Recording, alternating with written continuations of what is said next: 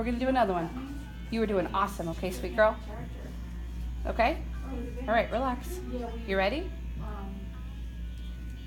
All right, we are gonna do a Dutch braid, which is very similar to a French, except you reverse the way that it goes. So you start out the same way. You take a small triangle section, one going in, and then one going in this way. I just smooth it out. Abby, can you look up for me for a minute? This is our model, Abigail. So now I take two, and this time, instead of going over, the outside strand is always going to go underneath the middle strand.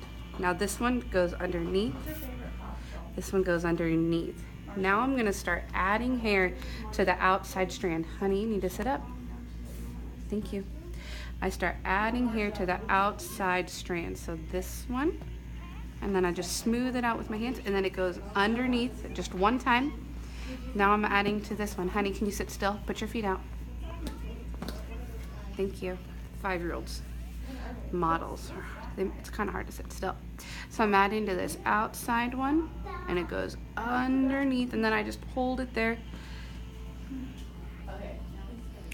And then I add to this, I just put it in the same fingers that that one's in. I'm just smoothing it out with my hands, and then I pull tight as I'm switching, and make sure you keep your knuckles close to her head so that it can be a really tight braid, because if you have your hands way out here, you won't have as much control of her hair. Then switch, I'm pulling it tight as it goes underneath. And then I just add to that outside strand. And these fingers are holding it still while I smooth it out. Then I'm pulling tight as I switch. All right, now I'm doing the same thing, adding it to that outside strand. I'm holding really tight. The hardest part is holding it tight, because what ends up happening, going underneath, is that it looks kind of loose because you're braiding too far out. So the good trick is just to keep your knuckles almost always in contact with her head. So then it's going underneath, and I'm just pulling that one through. And this one's different from the French because you can see the braid sitting on top of her head.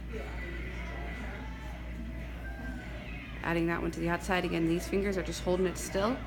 It goes under, and I'm using this finger to pull it through. And in doing so, I end up switching hands. So here we go again. That finger's holding it, and then I use this, my pointer finger, to pull it through, and then I switch hands.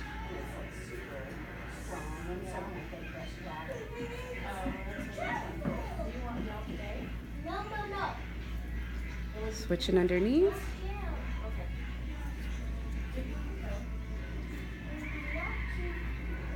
Switching, just keep switching. That outside one goes underneath.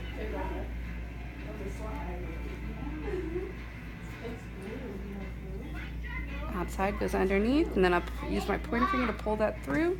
Then sit up tall, honey, and look down a little bit. And I ever look down so that these bottom ones can be nice. And keep them close to the scalp, and then they'll be nice and tight.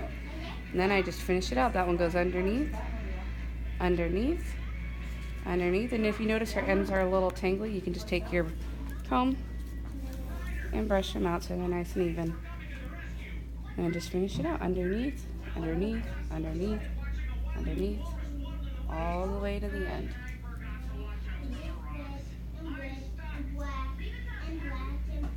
And you just tie it off.